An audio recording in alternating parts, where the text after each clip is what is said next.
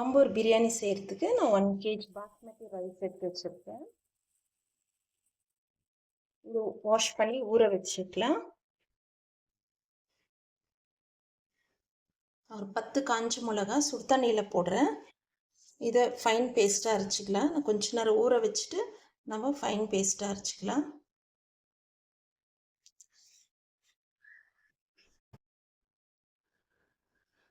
ஆம்பூர் பிரியாணி செய்கிறதுக்கு நம்ம டேக்ஷா வச்சுட்டோம். நல்லா சூடாயிடுச்சு. நான் 1/2 லிட்டர் ஆயில் ஊற்றிக்கிறேன். 500 ml ஆயில் ஊற்றிக்கிறேன்.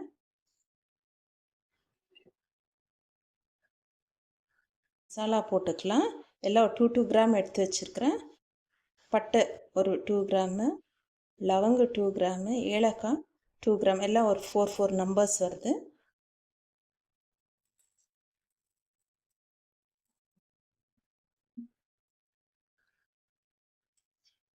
ஸ்பைசஸ் எல்லாம் ஆட் பண்ணிக்கலாம். பிரிஞ்சி இலை போட்டுக்கலாம்.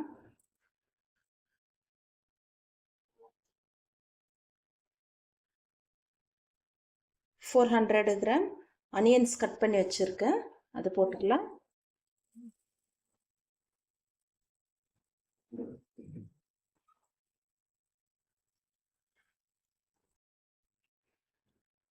இந்த மிளகாய் நம்ம மிக்சியில் போட்டு ஃபைன் பேஸ்ட் பண்ணி எடுத்துனரலாம். ஆம்பூர் பிரியாணிக்கு இந்த மிளகாய் தான் டேஸ்ட்டு.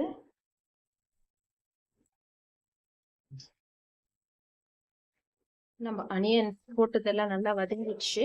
இந்த ஸ்டேஜில் நம்ம ஜிஞ்சர் கார்லிக் பேஸ்ட் போட்டுக்கலாம்.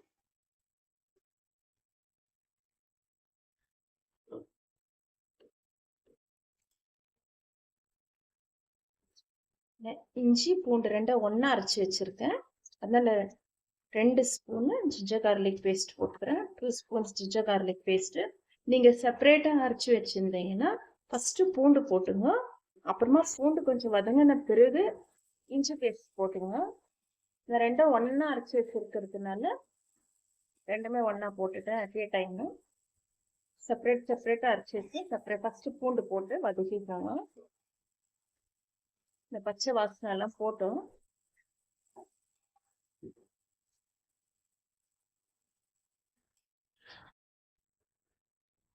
நம்ம கிரைண்ட் பண்ணி வச்ச மிளகாய் பேஸ்ட் போட்டுக்கலாம்.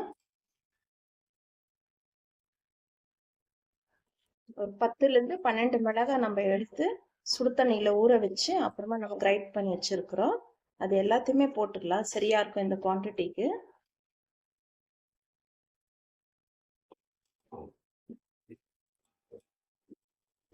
பூண்டு இஞ்சி பச்சை வாசனை போய் அது நல்லா வதங்கின பிறகு இந்த மிளகாய் போட்டுக்கணும்.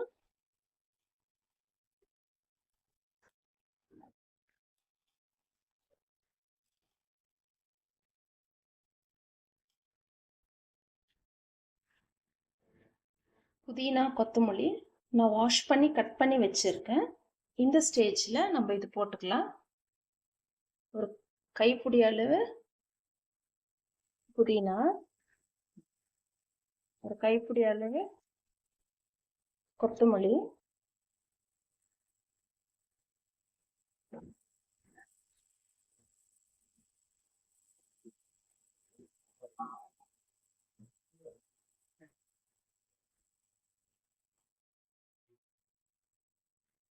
இப்போ நான் 400 கிராம் டொமேட்டோ கட் பண்ணி வச்சுருக்கேன், அதை ஆட் பண்ணிக்கலாம்.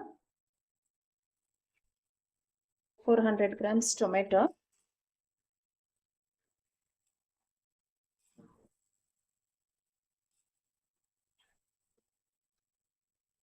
இது நல்லா இந்த வெங்காயம் பூண்டு இஞ்சி மசாலையில் இது தக்காளி நல்லா வதங்கி வரட்டும். ரைஸ் வாஷ் பண்ணி ஒரு 20 மினிட்ஸ் நம்ம ஊற வச்சுக்கலாம்.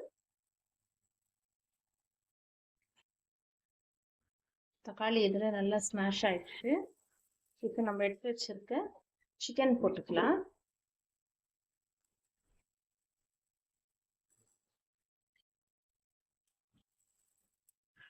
இந்த சிக்கன் இதுலேயே ஒரு 10 நிமிஷம் வெந்து வரட்டும். இந்த மசாலாலே இந்த சிக்கன் நல்லா வெந்து அதில் இருக்கிற எண்ணெய் செப்பரேட் ஆகி வரட்டும்.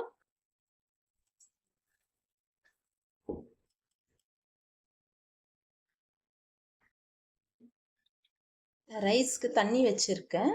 இப்போ அதில் உப்பு போட்டுக்கலாம். நான் 2 ஸ்பூன் அளவு உப்பு எடுத்து வச்சுருந்தேன். உப்பு அதிகமாக இருந்தால் சாப்பாடு நல்லா டேஸ்ட் வரும். இதில் கொஞ்சம் புதினா இலைங்கள் போட்டுக்கலாம். தண்ணி நல்லா கொதிக்கிட்டோம். அரிசி போட்டுக்கலாம்.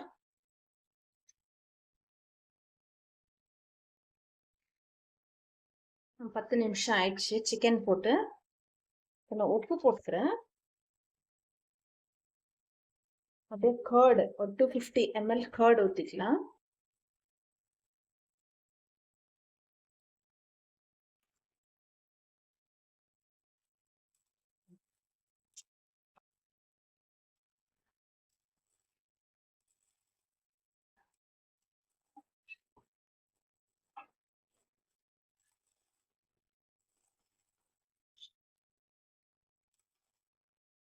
உப்பு கர்டு நான் போட்டிருக்கிறோம். இப்போ நான் ஒரு லெமன் போட்டுக்கிறேன்.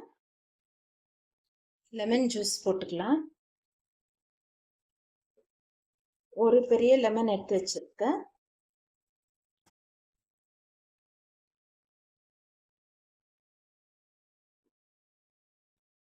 அவ்வளோதான், நம்ம போட வேண்டியதெல்லாம் போட்டுட்டோம். இப்போ நல்லா மிக்ஸ் பண்ணிட்டு நம்ம டேஸ்ட் பார்த்துக்கலாம்.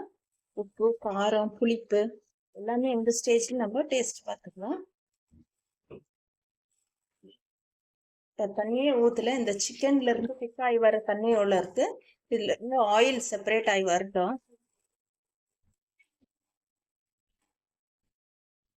நம்ம அரிசி 20 மினிட்ஸா ஊற வச்சுது. இப்போ இந்த கொதிக்கிற தண்ணியில போட்டுக்கலாம். தண்ணி நான் நல்லா ட்ரெயின் பண்ணி வச்சிருக்கேன்.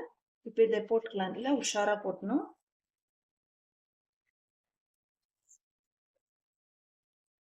அரிசி எல்லாத்தையும் இதில் போட்டுட்டு 2 மினிட்ஸ் தான். 2 மினிட்ஸில் நம்ம ட்ரெயின் பண்ணி எடுத்துக்கணும் ஹாட் வாட்டர்ல இருந்து. நம்மளுக்கு அரிசி கொதிக்கிற தண்ணியில் போட்டோம். 2 மினிட்ஸ் ஆயிடுச்சு. 2 மினிட்ஸ்க்கு ரைஸ் இந்த அளவுக்கு வெந்திருக்கு. இப்போ நம்ம இதை ஃபுல்லாக ட்ரெயின் பண்ணிட்டு குக்காயின் இருக்கிற இந்த பிரியாணியில் போட்டுக்கலாம். இது இந்த ரைஸ் வந்து நம்ம அதிகமாக மிக்ஸ் பண்ணக்கூடாது. ஏன்னா இது பாஸ்மதி அரிசி, அதிகமாக மிக்ஸ் பண்ணக்கூடாது. இது நல்லா ட்ரெயின் பண்ணிட்டு நம்ம போட்டுக்கலாம். தண்ணியெல்லாம் வடிகட்டி எடுத்துன்னு வந்துடுறேன். நல்லா ட்ரெயின் பண்ணி எடுத்துன்னு வந்துட்டேன். இப்போ இந்த அரிசி நம்ம இந்த பிரியாணியில் போட்டுக்கலாம். போட்டுட்டு நம்ம ஃபுல் சிம்மில் வைக்கிறேன். நான் ஃபுல் சிம்மில் வச்சுட்டு இந்த தம்மில் விட்டுடலாம்.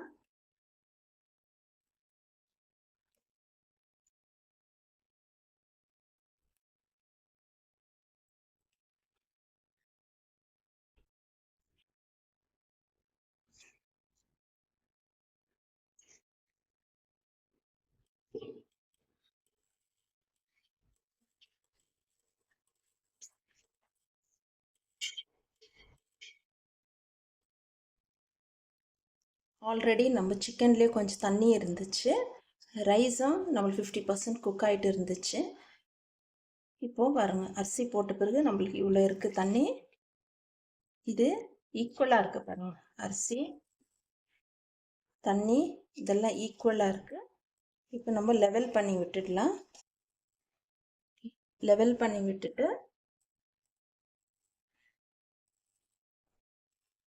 க்ளோஸ் பண்ணிடலாம். நான் ஃபுல் சிம்மில் வச்சுட்டு 1/2 hour தம்லேயே விட்டுடுறேன். 1/2 hour கழித்து நம்ம வந்து பார்க்கலாம்.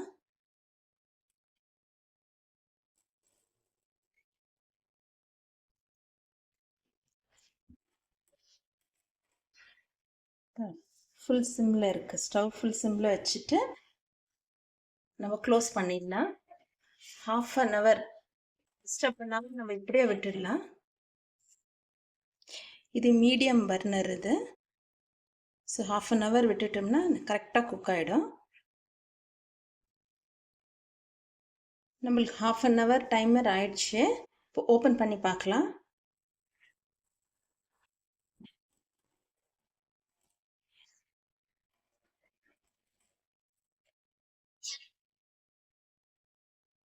நம்ம ரைஸ் ரெடி ஆயிடுச்சு. பிரியாணி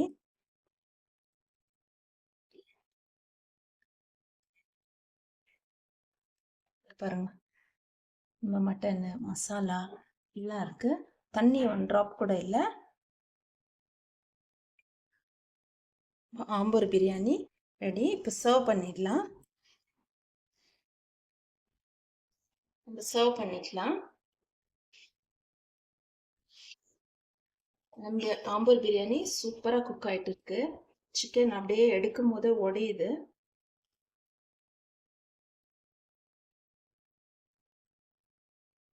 மசாலாஸ் அடியில் இருக்கு.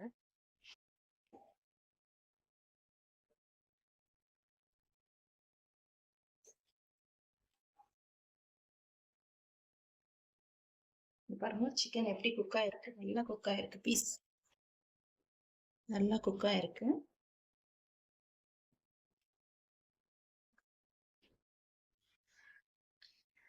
ஓகே ஃப்ரெண்ட்ஸ், சூப்பராக நம்ம ஆம்பூர் பிரியாணி ரெடி ஆயிடுச்சு. நீங்களே இதே மாதிரி செய்து சாப்பிட்டு என்ஜாய் பண்ணுங்கள். தேங்க்ஸ் ஃபார் வாட்சிங். லைக் பண்ணுங்கள், சப்ஸ்கிரைப் பண்ணுங்கள், உங்கள் ஃப்ரெண்ட்ஸ் ரிலேட்டிவ்ஸ்க்கு ஷேர் பண்ணுங்கள். பாய் பாய்.